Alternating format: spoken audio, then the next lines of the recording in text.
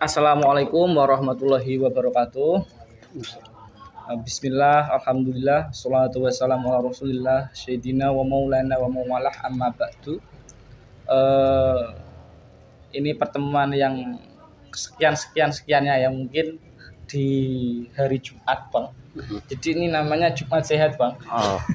Jadi minimal dari satu minggu itu ada satu hari buat kita jagong serius. Jadi sisanya cuma bercanda hiburan. Ini seharusnya di sini berarti, Bang. Dihabiskan di hari Jumat ya, gitu, Bang.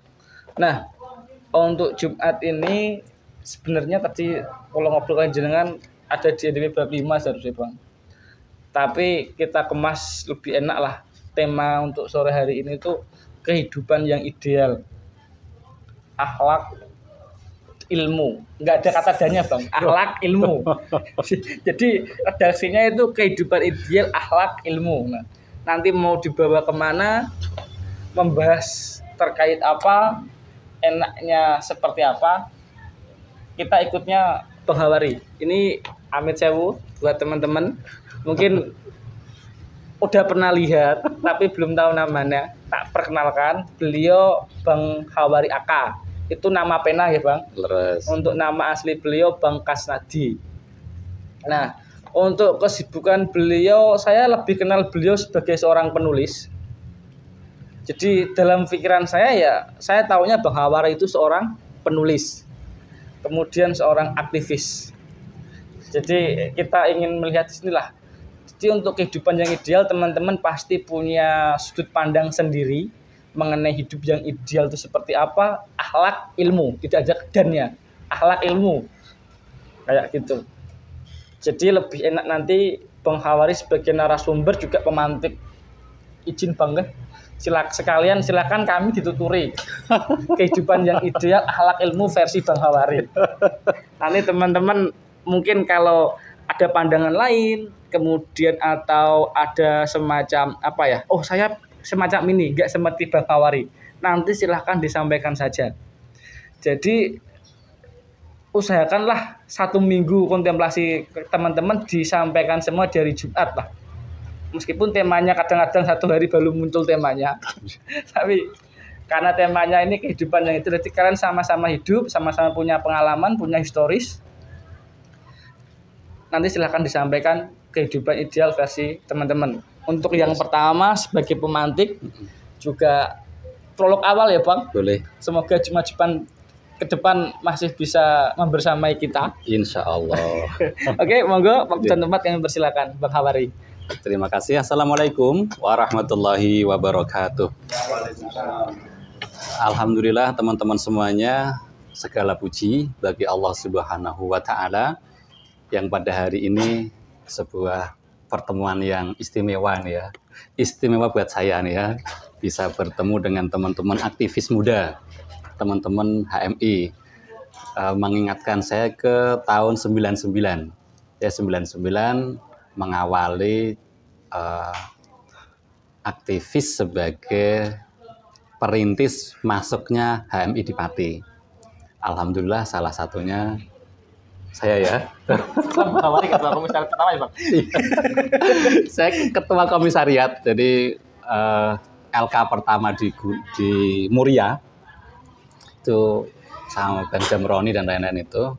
Kemudian alhamdulillah berkembang dan sampai sekarang masih hidup ya. Sempat vakum lama ya di Pati. Alhamdulillah sekarang berkembang dan teman-teman beruntungnya di Pati itu seniornya itu ini. Kalau orang Jawa itu ngelanting biasanya. Kalau sekarang ada Mas Arief yang ngelanting kan, yang ngelanting teman-teman untuk masuk ke dunia seperti ini kan. Dan bersyukur ya ada Mas Arief yang bisa ngelanting kan itu. Dan seterusnya kayaknya juga kita akan saling melanting.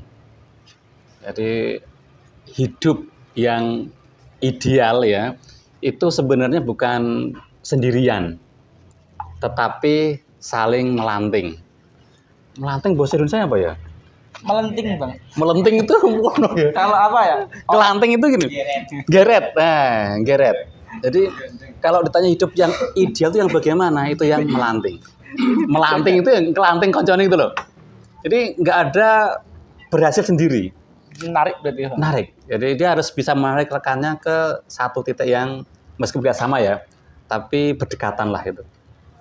Itu ada di bukunya itu The Rich Man in Babylon. Jadi bagian prinsipnya orang kaya versi orang-orang Babilonia. Itu saya baca bukunya tahun 2010. Jadi bagaimana orang-orang Babilonia itu dia bisa kaya gitu kan. Itu ada penjelasan di situ. Salah satunya adalah yang sedikit kami singgung tadi, namanya abundance mentality. Jadi kita harus mesti punya mental berkelimpahan bahasanya. Mental berkelimpahan itu apa yang kita miliki itu enggak untuk diri kita sendiri. Jadi sebagai contohnya begini ya, maaf nih ya. Apa yang kita miliki bukan untuk diri kita sendiri, itu artinya potensi yang ada di diri kita, ini juga kita tuangkan, kita berikan, bahkan sepenuhnya kita manfaatkan untuk orang lain. Nah, pertanyaan begini, iya kalau itu dia udah sukses kan, udah kaya ya, dia punya uang bisa bantu yang lain. Kalau dia nggak punya apa-apa, nggak punya apa-apapun, dia masih punya kesempatan banyak untuk berbagi kepada rekannya. Dan rekannya itu, artinya berbagi kepada rekannya itu yang akan mengantarkan dia ke titik di mana, maaf ya, di mana dia sangat terpuruk, itu menjadi naik ke titik yang sangat membahagiakan. Kok bisa itu kan? Ya karena tadi mentalnya yang tidak disimpan saja. Mentalnya itu mental berbagi. Teman-teman bisa baca bukunya Abdurrahman itu, ini bukan buku Arab ya. Siapa? Jangan yang Arab-Arab ya. Enggak, yang Arab ini. Versi Indonesia itu membuka pintu rezeki. Itu dia ngasih contoh orang Eropa ya, sorry ya, orang Eropa. Ini real lah ya. Jadi orang Eropa itu pas kena musibah bersama, musibah bencana alam ya, semuanya meninggal. Tinggal dia dan istrinya yang masih hidup sebatang kara, tanpa sanak, tanpa saudara. Kemudian dia memutuskan untuk bertahan hidup, jangan sampai mati sia-sia. Lalu dia pindah kewarganegaraan ya. Tapi jalan kaki loh ya. Dia jalan kaki pindah ke sebuah tempat, ke kampung lah ya. Di kampung sana dia melihat orang-orang ini sudah berhasil hidup. Dia maaf ya, dia cukup untuk kesehariannya, fasilitas dan sebagainya. Dan dia ini nggak punya apa-apa. Sama sekali nggak punya apa-apa. Karena dia seorang pendatang. Kan begitu ya. Nah, di satu tempat yang baru itu, dia punya prinsip, namanya prinsip berkelimpahan. Saya nggak boleh egois. Saya harus bisa berkontribusi lah ya kepada lingkungan saya. Akhlaknya bagus, dia kepada siapapun yang ditemui care, meskipun tidak kenal. Dan yang ketiga itu modal hidupnya adalah tenaga. Dia orang nggak punya apa-apa kan? Dengan tenaga itu dia bisa menyambung hidupnya, menyambung masa depannya, bahkan meraih apa yang ia inginkan. Saat itu ya, caranya bagaimana? Nah, setiap kali warga setempat itu punya hajat, dia selalu menawarkan tenaganya untuk membantu tanpa dibayar. Itu dikisahkan di tulisan itu, ada seorang warga yang bikin rumah. Kalau bahasa kita sambatan. Ada ya sambatan ya? Nah, sambatan kalau di kampung ya. Kalau ini gak usum ya. Nah.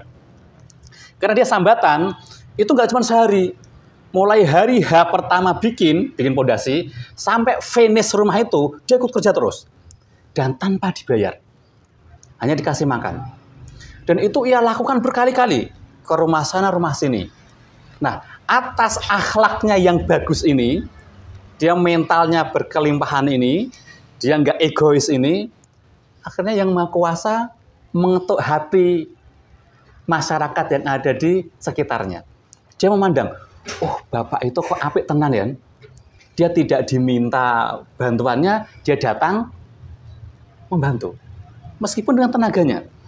ketemu orang dia senyumannya mereka, nggak judes, gitu kan? Acara apapun di sebuah kampung tersebut, dia selalu hadir dengan perasaan nyaman, penampilan yang tenang, meskipun dia orang paling miskin di tempat tersebut. Nah, dari situ teman-teman, kemampuannya Bapak ini mengendalikan egonya, gitu, kemampuannya dia untuk mengeluarkan potensinya meskipun saat itu dia baru bisa tenaganya saja, maka mendapatkan berkah ya, dapat hadiah dari Yang Maha Kuasa, terbukalah pintu hati masyarakat setempat itu untuk melanting orang tersebut. Nah, dilanting ya, dilanting. Itu bosnya apa dilanting tuh ya? Digandeng ya, nah, digandeng untuk diangkat. Kan kalau kita berdiri, dia duduk, yuk tak lanting yuk, berdiri. Nah itu gitu. Sehingga orang ini yang, maaf ya, yang semula memang nggak punya rumah, nggak punya lahan pertanian, nggak punya pekerjaan, atas kebaikan dirinya tadi, yang ia mulai dengan dirinya tadi, kemudian terbukanya hati warga setempat, maka apa yang ia inginkan sebagai manusia dipenuhi oleh Yang Maha Kuasa. Dia punya rumah, dari mana rumahnya? Ganti warga yang sambatan, membantu, urunan dibuatkan rumah. Ganti warga yang urunan, dia dikasih sepetak lahan. Dari sepetak lahan itu dia kerjakan dengan penuh sukacita, penuh rasa syukur, dan dia tidak mengurangi ini kelimpahannya dia itu terhadap masyarakat. Dia juga aktif terus di masyarakat, menebar kebaikan di tengah-tengah masyarakat. Maka buah kebaikannya itu pun pula, rumah yang dia huni semakin bahagia, sepetak lahan yang ia tanami juga berkembang, dan seterusnya ia menjadi orang yang sebenar-benar orang di tengah masyarakat tersebut. Kenapa bisa? Karena dia pertama punya prinsip namanya abundance mentality. Jadi mentalnya itu terbuka, mentalnya berkelimpahan. Kalau bahasa kita orang Jawa itu ringan tangan. Dia orangnya modelnya ringan tangan. Ono opo wae dia bisa bantu. Ono opo wae dia itu nggak sembunyi, tapi dia tampil duluan, bisa membantu. Disertai dengan akhlak budi pekerti yang bagus di tengah-tengah masyarakat. Nah, teman-teman, ini kita bisa temukan itu di The Rich Man in Babylonia itu. Itu bukunya warnanya hijau-hijau lumut itu loh. Oh, itu saat itu ya. Dan betul, saya sendiri ya berusaha untuk sedikit-sedikit mempraktekkan itu pun memang kayaknya nyata ya. Nyata kayaknya ya. Saya seumur-umur belum pernah ngelamar pekerjaan. Betul. Sampai sekarang tuh saya belum pernah yang namanya ngelamar pekerjaan. Alhamdulillah selalu diminta ya. Alhamdulillah. Iya. Jadi pernah jadi kepala sekolah, pernah jadi konsultannya Bakrilan ya, ARB itu. Kalau sekarang masih di konsultannya Indokimia Group ya saya. Nangani itu, distributor itu, sama bantu sekolahnya autis, sama bantu LP3I. Dan ketiga-tiganya gak ngelamar. Dulu ketika jadi dosen pun saya ngajar juga gak ngelamar, tapi kampus yang meminta. Nah, dari mana bisa? Saya punya prinsip begitu. Jadi dimanapun kita berada, maka jangan egois. Egois bukan berarti menganggap diri kita paling benar, bukan ya. Tetapi menutup diri. Jangan menutup diri. Nah, itu prinsipnya. Jadi kayak acara kayak gini, ya maaf ya, itu sebenarnya kesempatan buat kita untuk membuka hati, membuka pikiran, menuangkan isi hati, menuangkan isi pikiran. Dan semua itu ada nilainya. Ojo takok bijine 8 pas 9 ya. Jadi semua itu ada nilainya. Siapa yang menilai dan siapa yang ngasih nilai, itu yang Maha Kuasa. Jadi hubungannya begitu. Jadi apapun yang kita lakukan itu, kita jangan pelit-pelit terhadap alam bahasanya.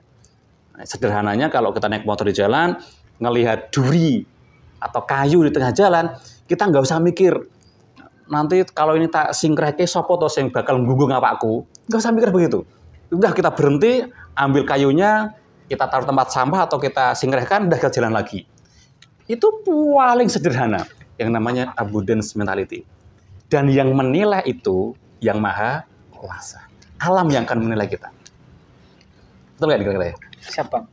Oh, jengker siap loh. Betul ya. Jadi sesimpel itu, sesederhana itu. Kenapa? Karena kita hidup ini kan, maaf ya, sebenarnya berpadu kepada rotasi bumi ya, atau perputaran alam ini kita kan berpadu. Kita nggak bisa lepas dari itu. Nah, maka semakin kita bagus, akhlak kita semakin baik terhadap bumi ciptaan Tuhan ini, bumi pun akan baik kepada kita. Semakin baik kita kepada sesama manusia, manusia itu juga akan baik kepada kita. Dan semakin kita loman kepada sama teman, kita punya rokok bro, sama-sama ngerokok, ya kan? Kira-kira apa yang kita dapatkan? Korek, Bang. Ya toh? Itu kan simpelnya begitu. Sebaliknya. Maaf saya nggak perokok ya, tapi saya alumni rokok betul. Saya alumni perokok betul.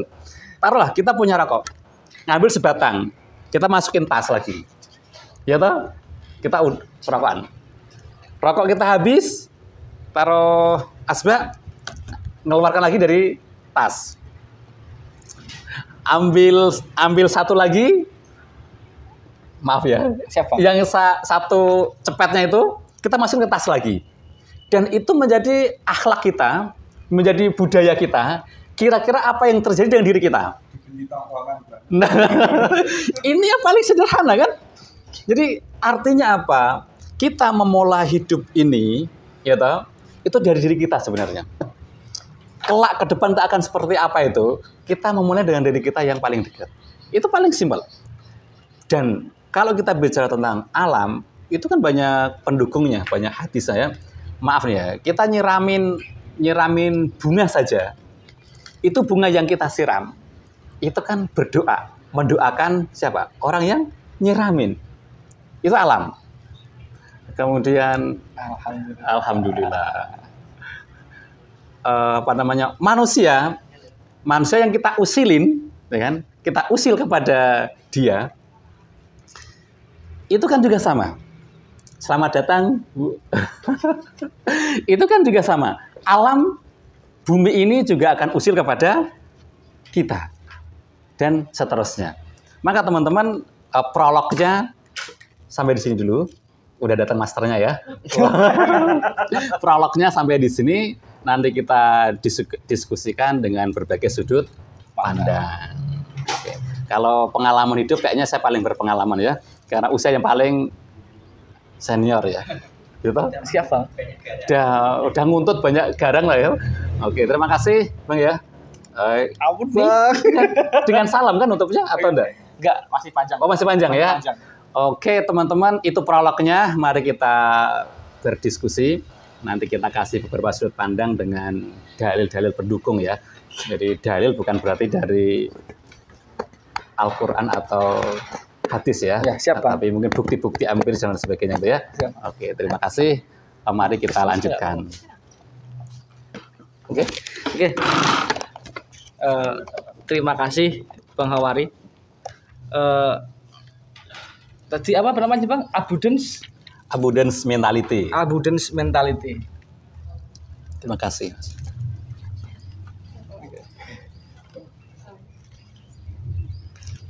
Oke, tadi Bang Hawari membahas sebuah kisah yang tertulis dalam buku ya Bang ya. Di situ ada kata-kata yang menarik, abundance mentality. Kalau Bang Arif Bang izin, meskipun karena beliau nggak ada disinggung terus ya Bang.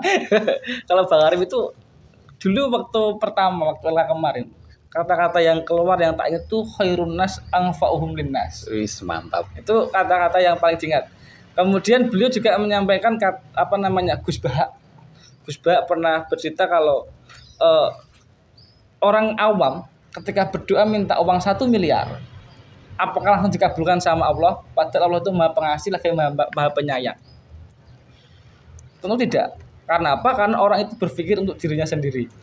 Tetapi kalau sosok seorang Gus Bah berdoa minta uang 1 miliar, kemungkinan akan dikabulkan oleh Allah. Karena apa? Karena Gus Bah menanggung banyak siswa, banyak santri lah istilahnya Pak ya. Banyak santri, juga tokoh dan lain sebagainya. Ada umat di situ. Tentunya Allah akan memberi sesuai dengan kemampuan dan kebutuhan. Semacam itu. Jadi ada benang merah di situ yang tak tangkap Bang. Bahwa manusia itu serendah-rendahnya manusia masih bisa berguna untuk manusia yang lainnya. Kalau ada sebuah buku itu Bang, ini buku tak baca lama sekali, saya sampai lupa itu Bang. Itu pengarangnya nanti dikoreksi Bisna ya. Pengarangnya itu Nadia Tayyaroh, The Science of Islam. Di situ banyak sekali kayak hewan, tumbuhan dan lain sebagainya, di mana bahwa hewan dan tumbuhan itu memiliki perannya masing-masing lah kalau saya nangkepnya di situ, berguna untuk manusia. Juga ada kitab judulnya Al Hayawan, karangannya Gus Koyu. Itu menjelaskan banyak sekali hewan dan juga peranan hewan di situ. Jadi dari buku itu bahwa manusia, semua makhluk itu diciptakan Allah dengan tugasnya masing-masing. Perannya masing-masing, untuk tugasnya sama ya Bang, untuk mencari itu Allah, semacam itu. Nah, lebih dalam mengenai kehidupan ideal, tadi saya amit sewu Bang, belum mengenal gitu Bang. Untuk prolog mungkin bisa. Nanti lebih ke studi kasus kayak gitu. Yes. Selanjutnya karena kebetulan sudah di Bisna, masih mencerna, masih mencerna gitu. Dari teman-teman kira-kira kehidupan ideal versi teman-teman apa? Bahwa saya hidup harus kaya kayak gitu. Contohnya saya pernah menyampaikan di forum ini juga Pak, bahwa cita-cita saya waktu SD itu ingin jadi dokter. Dan saya rasa 70% loh Bang, orang di anak SD itu kebanyakan ceritanya dokter, polisi, tentara. Itu pasti itu.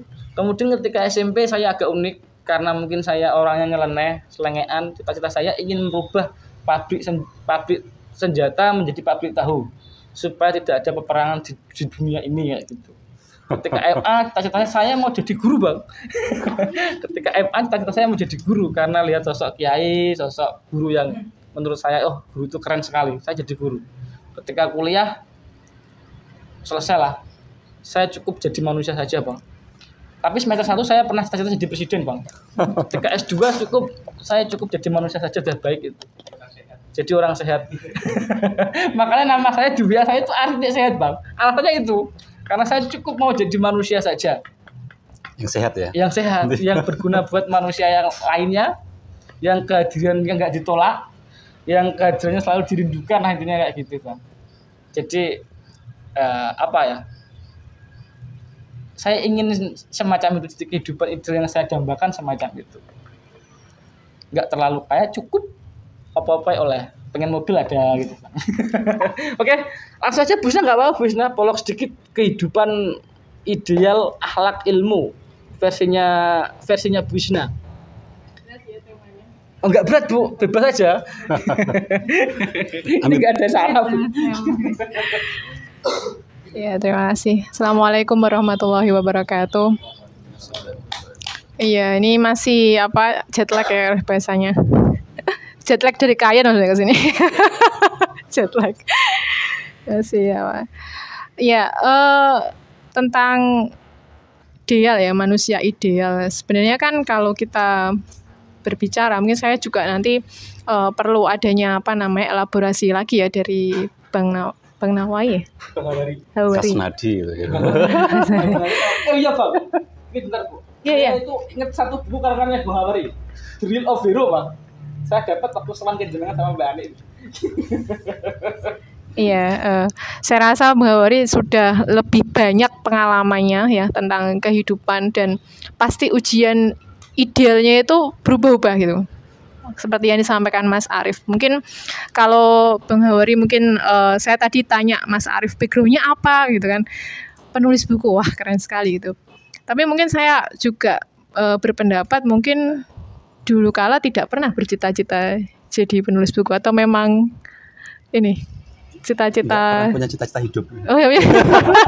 Iya. Jadi kalau dijawabnya tidak pernah punya cita-cita hidup, memang kita juga tidak bisa memilih ya untuk lahir gitu. Susah juga ya, lebih dalam lagi. Jadi kalau misalnya berbicara tentang konsep ideal manusia, mungkin saya akan lebih, kalau nanti Bang Wari lebih yang sifatnya mungkin saya pandangannya metafisika ya. Jadi lebih beyond lah di antara yang material-material. Nanti saya mungkin akan lebih berbicara ke konsep-konsep yang saya cukup untuk bisa berbicara di dalamnya karena saya memahami kayak gitu ya. Sedikit memahami tentang itu. Jadi konsep ideal mungkin kalau konteks di Indonesia ya. Saya bicara mungkin lebih agak skupnya lebih luas gitu.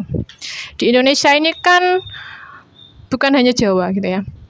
Dalam artian dan kita pun tidak bisa disamakan dengan orang-orang yang di benua Eropa dengan kondisi tanah yang itu tidak dipisahkan dengan lautan ataupun apa ya. Saya tuh ya lempeng aja misalnya cuma di perbatasan itu ya perbatasan apa namanya wilayah aja ya kayak misalnya Karaban dengan ini ya dengan Kayan atau Pati dengan Margorejo gitu. Tetapi secara konsep keindonesiaan karena mungkin dulunya mengapa Bhinneka Tunggal Ika itu muncul ya kan ada banyak apa namanya spekulasi dan lain sebagainya, tetapi intinya kan karena itu beragam, adanya keberagaman yang kemudian apa namanya memunculkan isu tersebut ya, isu apa namanya narasi besar tersebut. Nah, berbicara tentang keidealismean manusia, tentu saja kalau dengan konteks yang lebih luas di Indonesia pasti akan berbeda-beda. Terutama karena keberagaman itu kan banyak, bukan hanya yang paling mendasar misalnya laki-laki perempuan.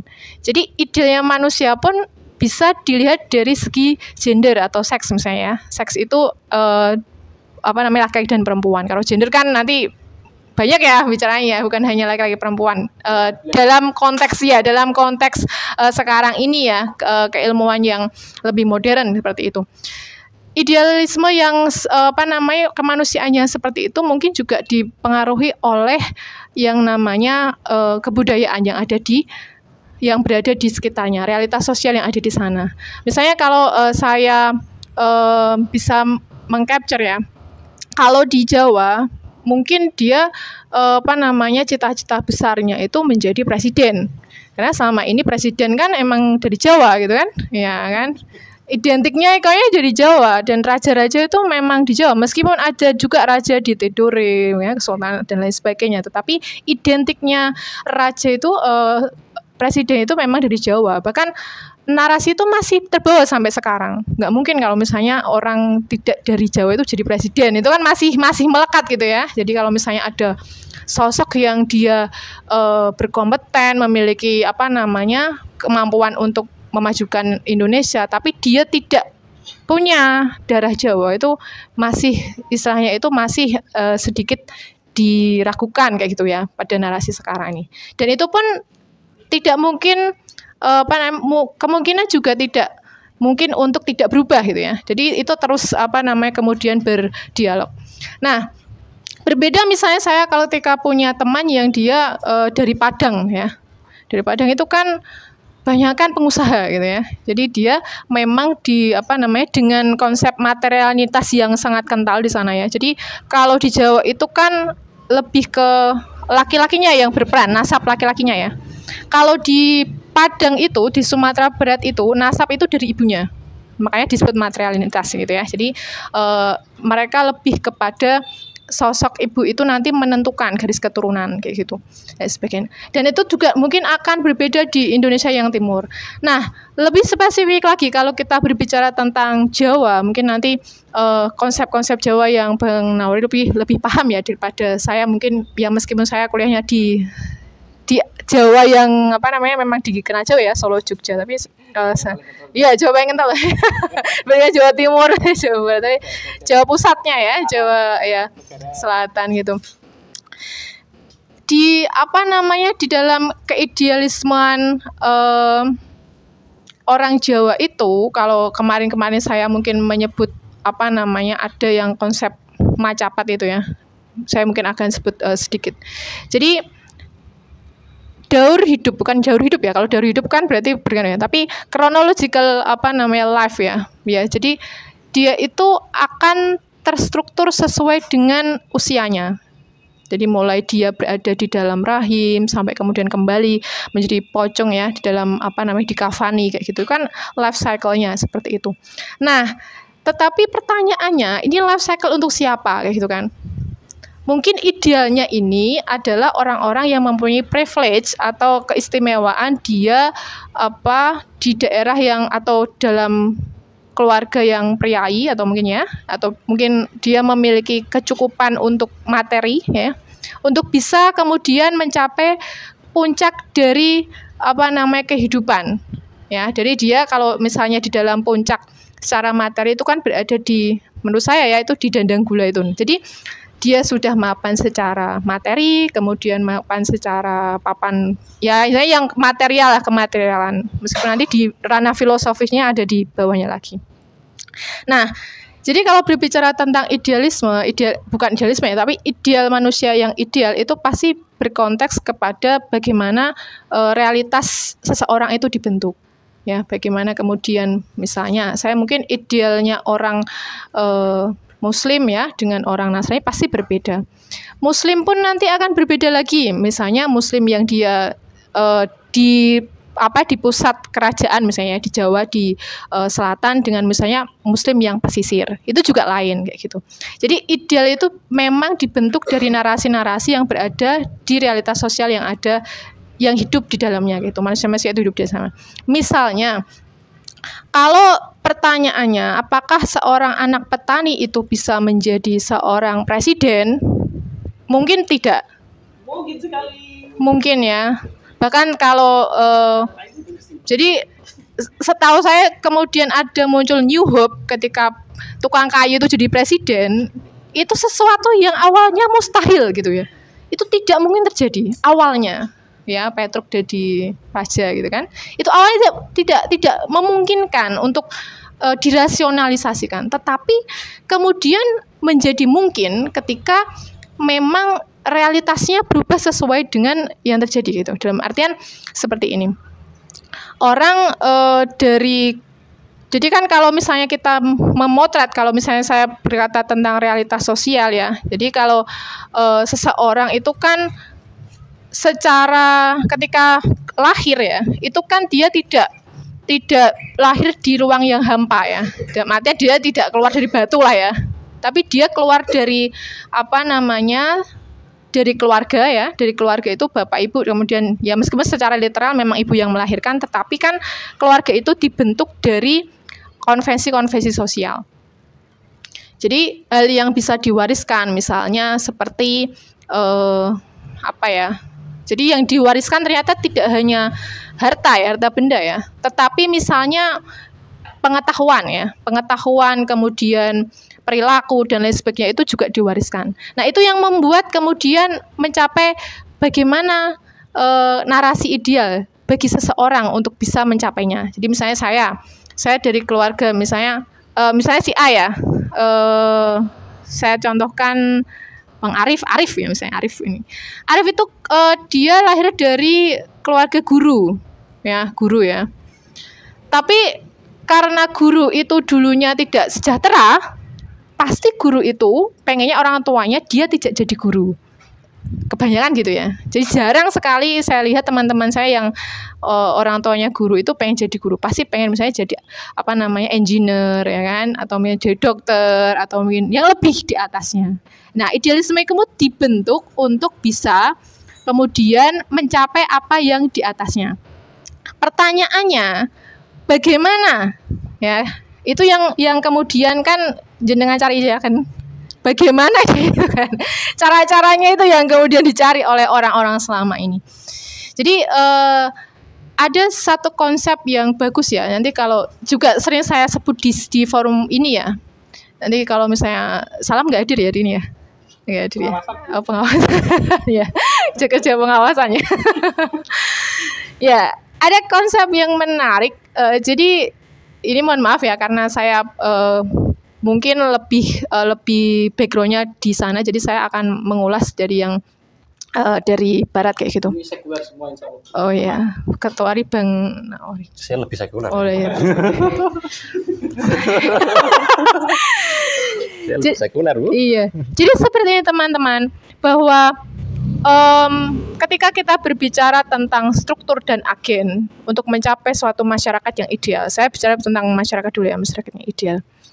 Itu kan selalu berbenturan. Apakah yang pertama dibetulkan itu strukturnya atau agennya yang kemudian diperkuat. Nah, ada konsep yang menarik dari Pierre Bourdieu itu yang disebut dengan kalau konsep yang paling utamanya itu yang pertama ada habitus ya, yang kedua itu konsep kapital, yang ketiga arena, dan yang keempat itu yang terakhir adalah distingsi, atau kalau dalam bukunya itu namanya La Distinction ya, karena dia dari Perancis gitu. Nah, yang pertama habitus ini adalah suatu konsep yang menarik. Nah, di mana mungkin makanya saya tidak tidak menyebutkan bagaimana ideal. Pasti teman-teman punya konsep keidealannya masing-masing. Nah, mungkin nanti bisa diperkuat Mas Arif bagaimana konsep ideal yang sejati ya, misalnya bukan hanya konsep dari yang saya sampaikan gitu. Habitus ini dibentuk dari apa yang kemudian saya ceritakan tadi, misalnya jenengan lahir dari mana, dari bentuk keluarganya seperti apa dan lain sebagainya. Kemudian bergaulnya dengan siapa, itu akan membentuk seseorang. Nah, makanya kalau semisalnya masing-masing punya background knowledge ya, dalam artian latar belakang pengetahuannya berbeda, saya rasa di sini pasti punya habitus yang berbeda pula. Dalam artian seperti ini, konsep habitus ini itu yang akumulasi dari mulai lahir, kemudian bersekolah, kemudian sampai pergaulan dan lain sebagainya. Jadi habitus ini yang kemudian menentukan apakah orang ini akan istilahnya itu menjadi seperti apa. Jadi seperti ini. Kalau misalnya ada orang itu kan dia, makanya kalau misalnya sukanya itu bergaul dengan mencopet gitu ya. Apakah dia akan menjadi seorang persentase kemungkinan probabilitasnya akan dia menjadi orang yang alim gitu kan. Itu kan susah ya. Makanya ada sebuah hadis kalau misalnya bergaul dengan penjual minyak wangi ya, parfum ya, itu kan seperti itu. Nah, salah satu konkret hal yang konkret yang bisa diwacanakan diperlihatkan dalam habitus misalnya seperti ini. Kalau ada pernyataan bahwa orang yang kurang cakap itu bisa dilatih, tetapi orang yang suka berbohong itu tidak bisa ditolong. Jadi misalnya orang kalau suka berbohong itu kan masuk ke karakter, ya kan? Itu pembentukannya itu tidak hanya 1 hari 2 hari. Itu akumulasi dari pribadi yang kemudian dilihat, kemudian dialami dan lain sebagainya. Makanya nonsens ketika teman-teman mencintai seseorang kemudian menikah, teman-teman ingin merubah orang itu, tidak mungkin bisa. Nah, itu ya. Jadi saya ingin mengubah seseorang dengan menikahinya supaya saya bisa ini seperti itu, tidak akan mungkin. Mungkin pun susah karena jenengan kenal dengan orang itu durasinya lebih lama daripada jenengan tidak kenal orang itu, ya kan? Pertemuannya seperti itu. Nah, itu jadi dari segi habitus seperti itu. Nah, yang kedua konsep mengenai kapital. Nah, ini yang menarik teman-teman. Jadi sebenarnya ini adalah metode kritis yang kemudian bisa teman-teman gunakan ya untuk nanti bisa mencapai keidealan dalam hidup. Jadi kalau menurut Bourdieu itu, kalau menurut Marxisme, sebenarnya kan kapital itu cuma hanya berada di ekonomi saja, ya kan? Yang kemudian menentukan apakah dia itu bourgeois atau proletar. Tetapi dalam konsep Bourdieu ini bisa dinegosiasikan. Ada 4 konsep. Yang pertama itu adalah kapital ekonomi, kemudian kapital sosial, kapital budaya, dan kapital simbolik. Nah, kapital ekonomi ini adalah kapital yang paling mudah dikonversi ke kapital-kapital yang selanjutnya. Ya.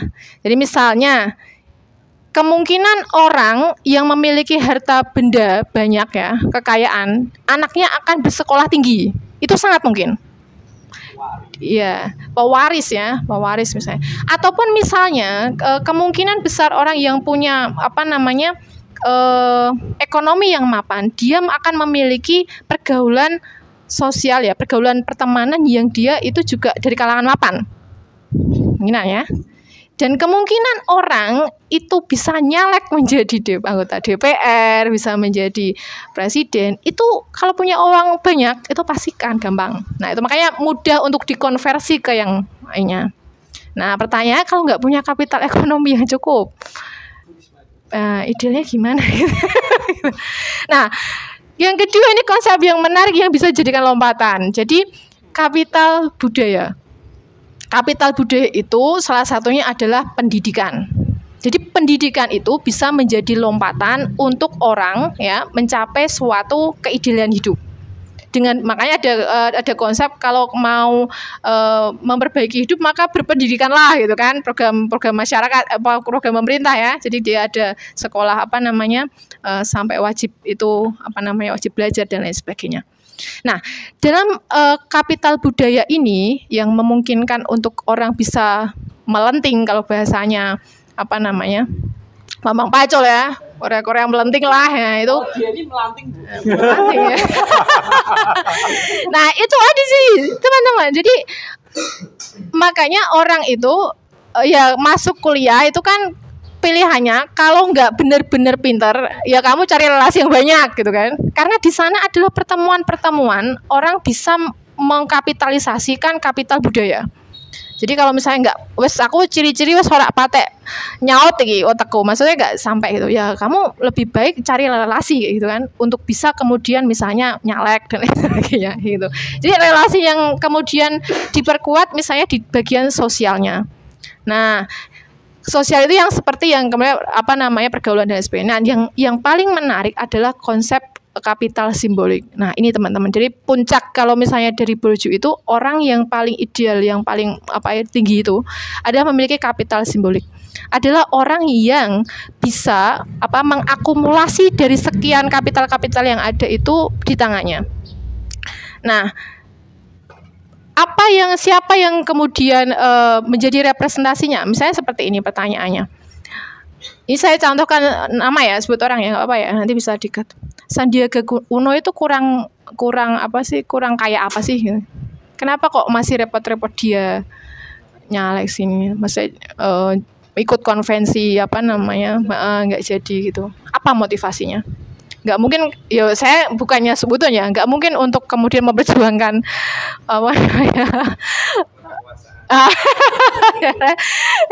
saya bagiannya gitu. Ya, eksistensi diri dan ya mungkin itu ya lebih ke sana. Jadi seperti itu teman-teman. Nah, pertanyaannya idealnya yang teman-teman ingin bentuk di bagian mana kalau dari sudut pandang ini? Apakah dari segi yang ekonomi, eksistensi ekonomi ya, ideal secara punya kapital ekonomi yang banyak, apa kebudayaan, budaya yang kemudian lebih kepada pengetahuan ya, kemudian kesenian dan lain sebagainya, atau kemudian ke kapital sosial, nggak kaya nggak apa-apa, yang penting kalau butuh uang temannya gampang ya ngasihnya, itu kapital teman-teman ya, itu relasi, itu kapital. Jadi jangan disangka gitu punya teman banyak itu bukan suatu modal gitu, atau paling ujung kapital simboliknya ya tadi. Tapi itu kan sangat panjang ya. Nah, itu menarik, saya baca bukunya Pak Bambang Pacul itu ya, yang Korea melenting lah. Jadi beliau itu kenapa bisa kemudian men-endorse kader gitu ya, karena beliau punya kapital itu. Jadi misalnya orang ini jadi gitu. Nah misalnya saya yang endorse Mas Arief, siapa saya? Gak punya kapital itu, susah gitu ya. Jadi seperti itu. Nah, itu mungkin dari segi itu. Nah, kemudian juga yang paling penting itu juga di ranah arena. Arena ini menjadi sangat penting. Kenapa? Karena yang memungkinkan seseorang untuk bisa melampaui dirinya itu adalah melalui pertarungan-pertarungan. Contohnya seperti ini, teman-teman, saya pengen menjadi orang yang ekonominya lebih baik dengan pekerjaan yang lebih mentereng ya. Saya ikut tes seleksi CPNS. CAT, PPK. Itu adalah arena yang kemudian dipertaruhkan di sana karena ada seleksi. Jadi misalnya orang rajin seleksi tapi nggak kepilih-kepilih, pertanyaannya dia punya modalnya nggak? Nah modalnya nggak diperkuat, kesalahannya di sana, ya kan? Jadi kalau sudah mau masuk arena gelanggang, otomatis kan punya bekal tuh. Nggak cuma dia modal nih ya, tapi kalau misalnya Allah sudah berkehendak ya nggak ini kan di luar kuasa kita kayak gitu. Nah, konsep yang terakhir yang penting juga adalah mengenai distingsi. Nah, ini teman-teman yang kemudian bisa kita pelajari. Distingsi itu adalah pembeda. Jadi misalnya dalam suatu komunitas, jangan sampai teman-teman itu menjadi follower saja. Jadilah orang yang berbeda, dalam artian itu bisa menjadi model yang sangat bagus. Yaitu tentu saja dengan strategi-strategi ya, dalam artian ya kalau misalnya saya memilih seorang pemimpin ya, misalnya pemimpin kelompok ya, pasti kan saya akan mempertimbangkan banyak hal, misalnya dari segi komunikasinya, intrapersonal dan lain sebagainya. Kan nggak mungkin saya pilih orang yang pendiam, yang hanya nurut itu, susah ya kan? Nah, dalam rangka itu bahkan model-modelnya seperti ini juga perlu untuk diperhatikan kayak gitu, untuk mencapai keidealan yang versi teman-teman inginkan, ya kan? Meskipun juga kalau misalnya dalam Islam kan yang seperti tadi ya, sebaik-baik manusia adalah yang bermanfaat bagi orang lain. Jadi konsep kritik dari Pierre Bourdieu pun ada. Kan nggak melulu orang itu dia akan memikirkan dirinya untuk bisa melenting bahasanya. Pasti ada orang juga yang dia aktivisnya itu berada di ranah yang non-profit. Misalnya dia menisbatkan diri untuk menjadi volunteer ya kan, atau misalnya orang yang dia misalnya di LBH dan lain sebagainya ya. Contohnya seperti senior kita misalnya kayak Munir, itu kan material itu bukan sesuatu yang kemudian diagung-agungkan gitu, tapi ada value yang lain yang ingin yang dibentuk supaya kepribadian saya atau visi saya menjadi ideal gitu. Nah, idealisme itu memang sangat penting ya, karena itu yang nanti akan dibenturkan dengan pragmatisme yang akan kita hadapi di dalam masyarakat seperti itu. Jadi ini belum menikah semua ya, sebenarnya lajang semua ini. Ya. Nah, ini saatnya kalian idealisme. Bahkan saya bukannya cemburu ya, tetapi saya kadang mikir gini, laki-laki itu lebih banyak diuntungkan dari segi apapun dibandingkan perempuan. Serius. Iya. Ya kalau penampilan menarik ya memang ada kriteria itu, tapi dari segi apapun teman-teman. Jadi manfaatkan waktu jadi jangan terlalu terbuai dengan jumloisme yang melankolik itu ya, saya rasa tidak waktunya ya. Tapi teman-teman kalau bisa saya saran ya, kumpulkan kapital-kapital yang ingin teman-teman capai ya di masa-masa ini sebelum ya kemerdekaannya terenggut sedikit demi sedikit, karena mungkin alokasinya sudah nggak dengan dirinya sendiri ya. Ada orang yang kemudian harus dibagi. Itu sih mungkin kalau misalnya nanti ada idealisme yang dari segi Jawa ya, yang seperti apa, kemudian dari segi keislaman ya, yang pasti juga, dan kita juga meyakininya kayak gitu ya, sebagai hal-hal yang kemudian itu kita imani sebagai kepercayaan. Itu terima kasih dari saya. Wassalamualaikum warahmatullahi wabarakatuh. Wah, ini kita kuliah sore Bu ya. Oke, siap. Terima kasih Bu Isna. Tadi sebenarnya kalau saya ya, kalau Bang Hawari tadi langsung cek ini kayak gitu, langsung menuju satu poin yang itu memang tercipta yang harus dilakukan sebagai manusia. Tapi kalau Bu Isna lebih ke fase dari mulai habitus tadi Bu ya, sampai distancing. Jadi istilahnya kalau Bu Isna tahapan-tahapan. Muridnya Bourdieu. Bukan tahapan Mas. Apa? Berkelindan ya. Iya. Enggak kemudian harus ini. Tapi itu konsep yang yang kompleks begitu ya. Jadi dia takut batas. Nah, cuma itu untuk memudahkan, jadi saya di draft pertahapan. Oke. Jadi Sebenarnya hampir mirip saya nangkap tadi Bang. Tapi kalau dari Bang Hawari masih belum diperdalam. Nantilah. Iya, Oleh, mancing dulu. oleh karena itu kita diskusi aja. Di situ ada Mas Ulul yang habis ulang tahun. Juga ada.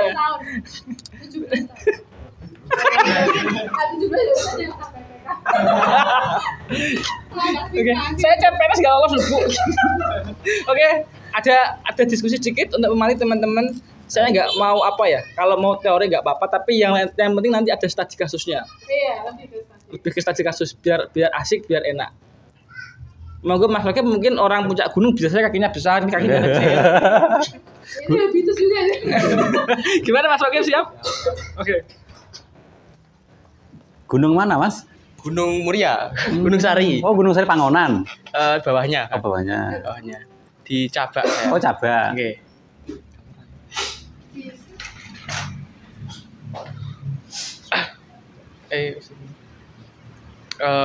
Mungkin sedikit apa ya, menambahi sih Bang, dan karena ada studi kasus maka studi kasus saya itu diri saya sendiri sih Bang. Yes. Pengalaman pribadi sih.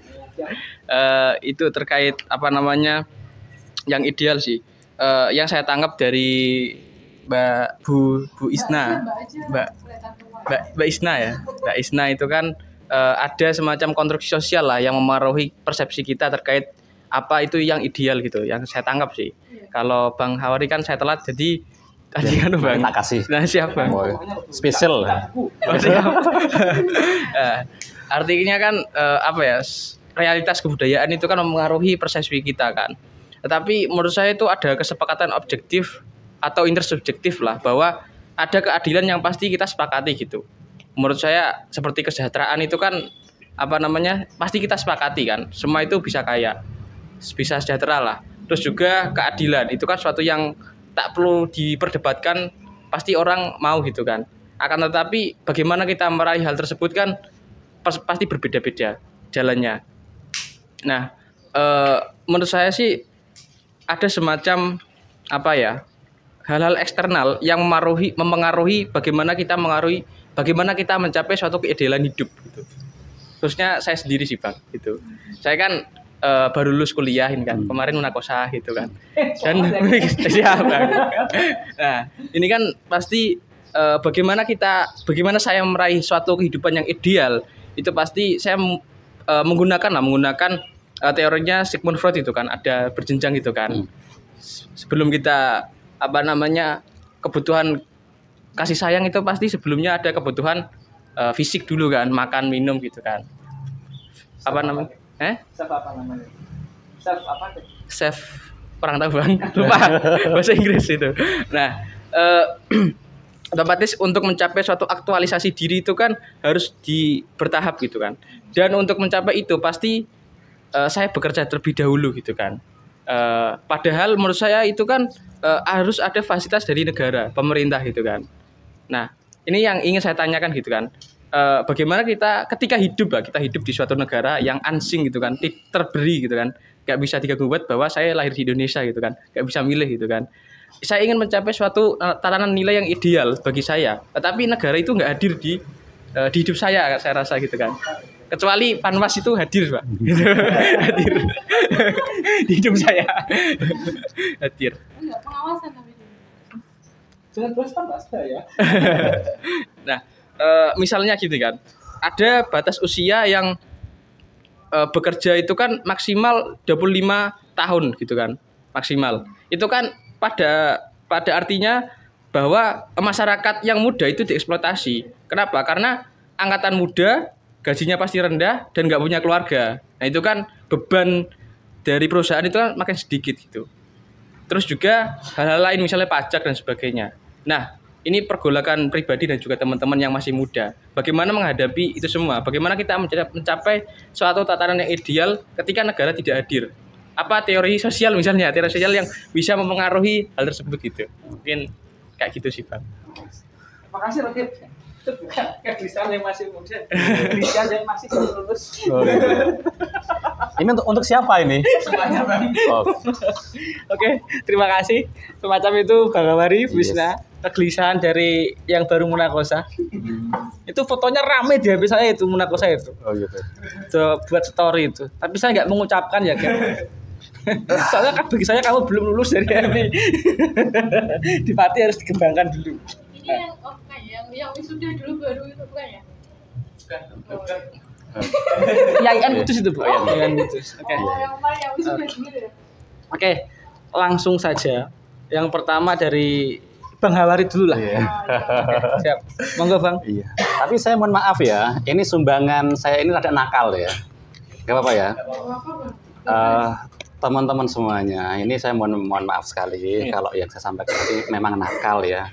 Saya yakini, saya amini bahwa pikiran saya ini nakal dan juga banyak disalahkan oleh beberapa orang. Itu termasuk keluarga saya sendiri ya. Tidak diri sendiri. Kebanggaan diri sendiri ya. Teman-teman, sorry ya. Di tahun 2002 itu saya belajar di luar negeri. Kena kasus bom Bali ya. Akhirnya dipulangkan kan begitu ya. Dari situ kita belajar bahwa hidup itu tidak bisa bergantung dengan sistem. Hidup itu hanya bergantung pada Yang Maha Kuasa dan seberapa kuat kita punya kemauan. Itu ketemu di bukunya James Scott ya, Berpikir dan Berjiwa Besar. Di situ ada. Kemudian kalau boleh sharing ya, tadi kan Mas Arief minta penekanan ya, Siap, tentang idealisme ya. Kalau kita mau jujur ya, ideal itu nggak ada. Jadi ideal itu tidak ada. Ideal itu ada manakala belum dicapai. Ya kan? Siap banget itu. Dulu ketika saya masih kayak teman-teman, ternyata masih bujang, saya kemudian S1. Nama saya Kasnadi, ditambah S1, SPDI. Wah keren ya. Begitu lulus S1, SPDI nggak ada artinya kan? Wah, sama itu kan. Ya toh? Wah, SPDI nggak ngaruh. Coba deh, S2. Tambah lagi S2. S2 gini-gini aja kan? Artinya ide itu nggak ada. Kalau kita nggak punya platform terhadap diri kita sendiri. Gitu. Simpelnya dulu, ketika saya masih belajar melanglang itu ya, ke sana kemari ya, sesuatu yang akan dicapai itu yang ideal. Tapi kalau udah dicapai, kok gini-gini doang? Ya toh? Siap Bang. Betul nggak Bu ya? Artinya apa? Ideal itu tidak akan pernah ada. Manakala kita tidak menciptakan platform dalam diri kita. Dan kalau saya pribadi ya ditanya ya, saya tuh punya 2 platform hidup itu. Dua-duanya ini ketika saya masih bujang. Saya ingat ketika saya masih belajar di Bogor itu, ambil yang satu ini saya ciptakan ya, saya kuatkan di Bogor bahwa finansial itu mutlak, teman-teman semuanya. Ketika ini masih bujang ya, jadi finansial itu mutlak, artinya kita punya uang itu gak bisa ditawar. Sorry ya, nakal loh ya. Kapital ekonomi tadi. Oh gitu ya.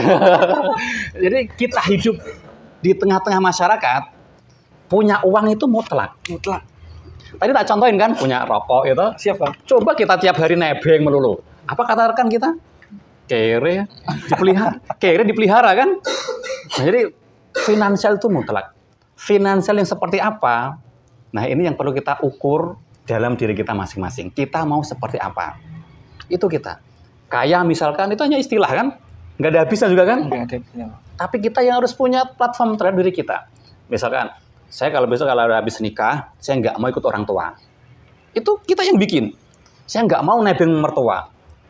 Saya akan kontrak selama 2 tahun, setelah itu saya punya rumah sendiri, setelah 2 tahun saya punya mobil sendiri, dan seterusnya. Itu kita yang bikin platformnya. Betul. Itu saya pernah diledek sama adik saya. Waktu itu tahun 2004 ya, 2004 tuh gaji saya 500.000 ya. Jadi kepala sekolah waktu itu ya. Saya tak tulis di pintu kamar saya tuh, pakai bahasa Indonesia yang tebal gitu kan. Usia sekian saya sudah ini, usia sekian sudah ini. Tak tulis sama 3 itu. Alhamdulillah itu udah semuanya sebelum usia 40 tahun. Jadi sebelum 40 tahun saya harus sudah ke sana lah ya. Sebagai orang muslim ya. Sudah ke sana, kemudian sudah punya mobil, sudah punya rumah. Itu sebelum usia 40 tahun. tak tulis di pintu itu, diladenin sama adik saya. Itu gendeng ya katanya dia.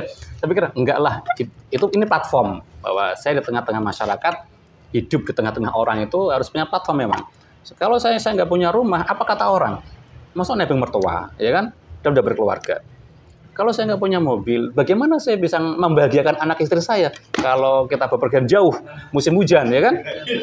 Sepakat Bang. Gitu? Kalau saya nggak mampu ke Mekah dan sana, bagaimana pertanggungjawaban saya di hadapan Yang Maha Kuasa dengan agama Islam saya? Meskipun saya lulusan dari sana juga ya. Saya pernah dapat beasiswa dari Timur Tengah ya teman-teman ya. Artinya ini namanya platform hidup. Kalau ideal nggak pernah ada. Kalau platform hidup itu harus dibikin, diciptakan. Dan saya bikin lagi itu gaji saya harus sebelum usia 40 tahun ya, saya harus punya gaji 4 kali lipat dari yang saya terima waktu itu. Dan atas izin Yang Kuasa itu semuanya tercukupi, semuanya terpenuhi apa yang saya tulis itu.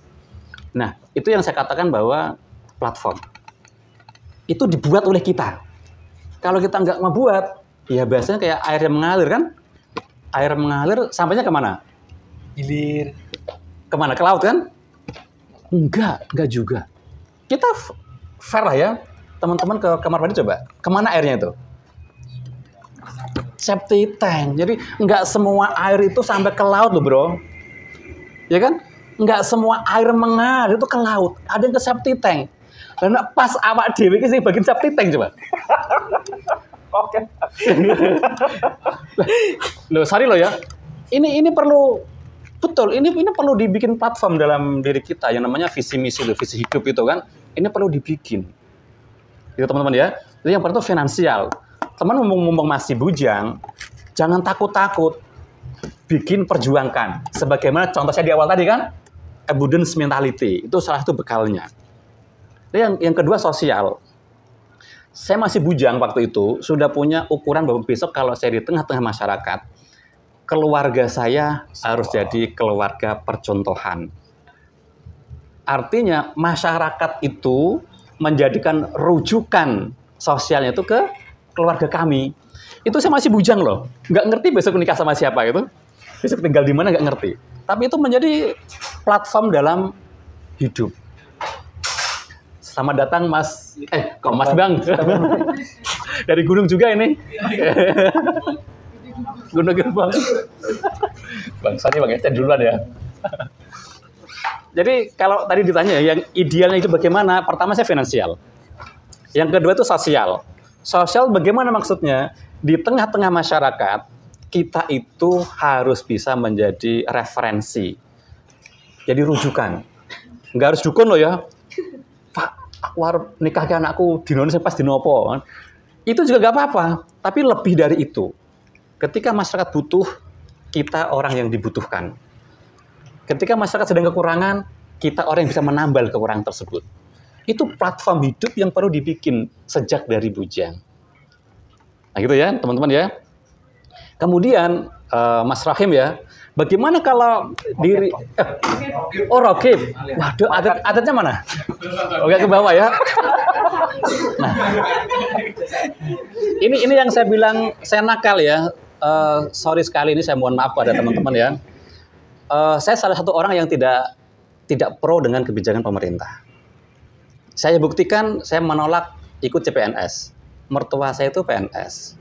Saya didorong-dorong ikut CPNS, saya menolak. Saya bilang, waktu itu ya, enggak lah gajinya haram. Haram. Waktu itu maksud saya ya. Waktu itu saya bilang, enggak PNS itu haram gajinya. Saya 3 kali daftar, Bang. Administrasi pasti nggak lolos. Gitu. Kemudian sertifikasi, tahun 2006 itu rame-ramenya sertifikasi. Dan sangat mudah. Karena nggak ada PPG dan segala macam. Cukup mengumpulkan sertifikat. Ikut seminar, kan, dapat sertifikat dikumpulkan. Saya satu-satunya kepala sekolah yang tidak mau menerima sertifikasi.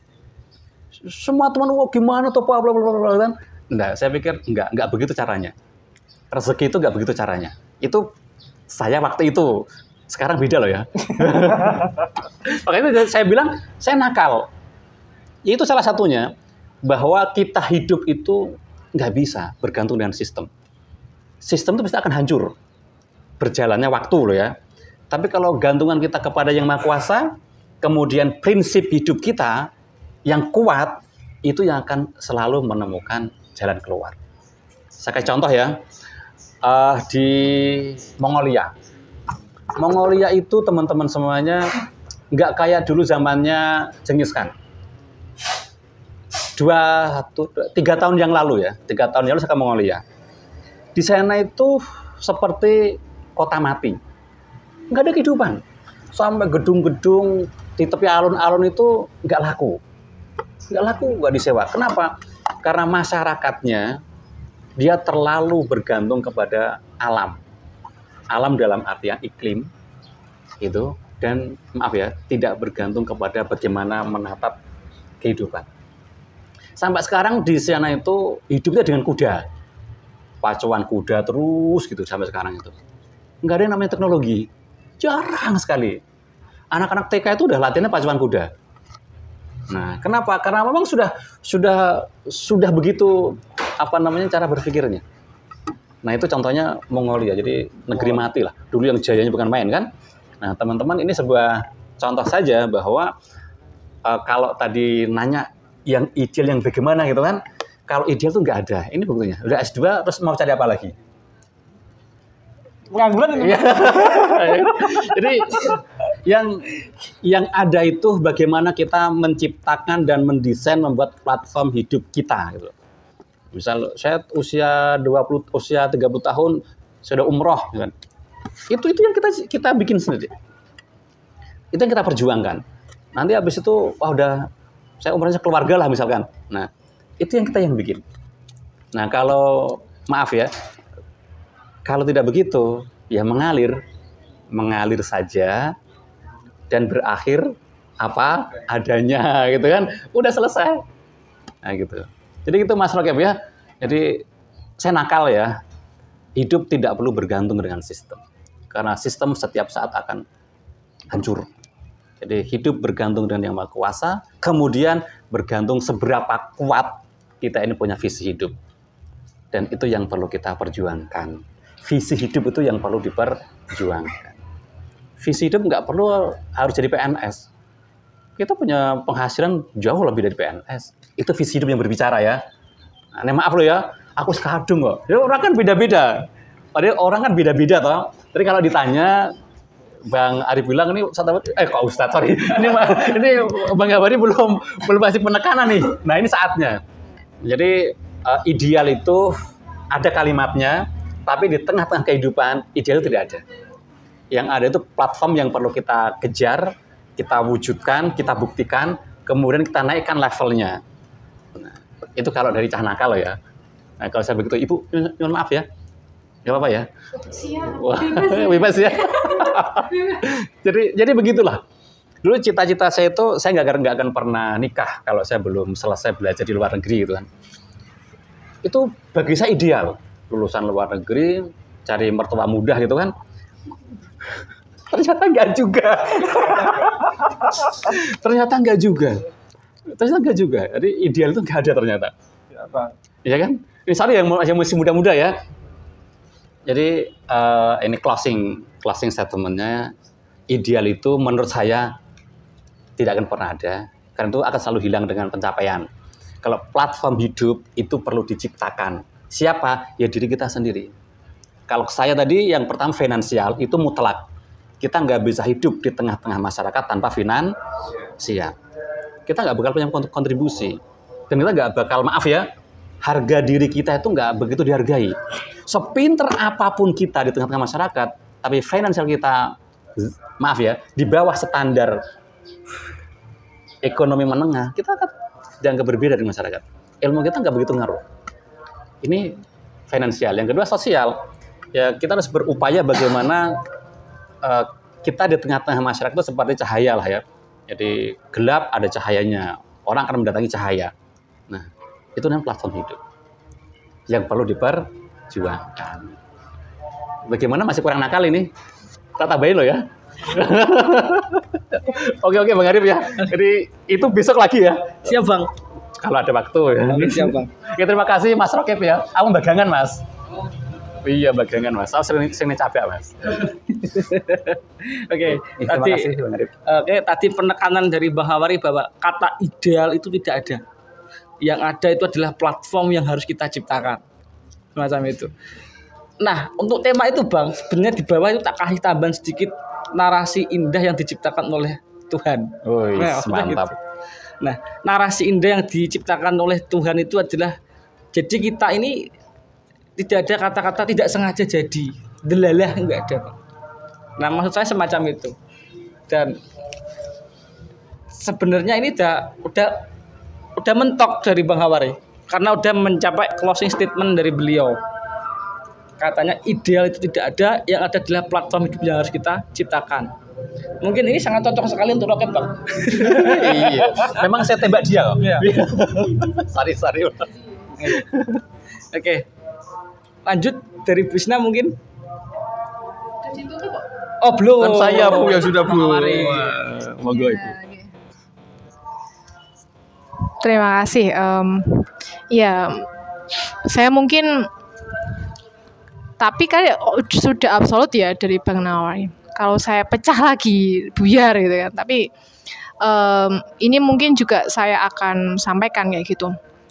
Bahwa apa yang kemudian kita setting, kita rencanakan, kalau Allah tidak berkehendak juga tidak akan terjadi kayak gitu.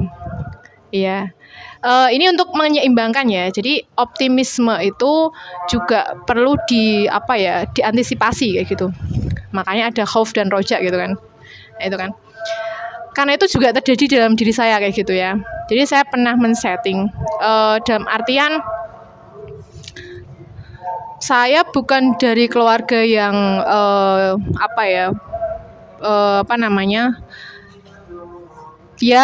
ekonominya tidak dari keluarga yang berada ya. Ya kalau cukup kayak gitu ya. Tapi bukan berlebih kayak gitu. Dalam artian tidak kemudian punya privilege untuk mengkapitalkan yang namanya ekonomi yang disebutkan dengan Bang Nawes. Jadi saya keluarga yang biasa saja, kemudian ya berada di masyarakat yang biasa saja. Tapi kemudian mungkin Allah menganugerahkan sedikit rasa rasa berjuang yang lebih kayak gitu ya. Jadi saya bukan orang yang cerdas, tapi saya orang yang mau belajar. Jadi akhirnya saya punya kemudian kesempatan untuk meraih pendidikan yang menurut orang-orang pada umumnya itu bagus kayak gitu ya. Saya kemudian kalau dulu kan idealnya orang bersekolah itu anak itu kan kalau di negeri itu bagus ya. Beda kalau sekarang. Yang swasta lebih dikejar gitu kan. Nanti juga kritik sosial juga.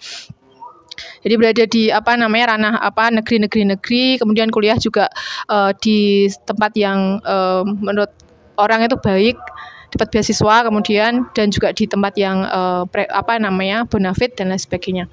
Tetapi kemudian kalau ini dari segi perempuan ya, nanti juga saya akan tembak karena kebanyakan dari teman-teman belum menikah ya.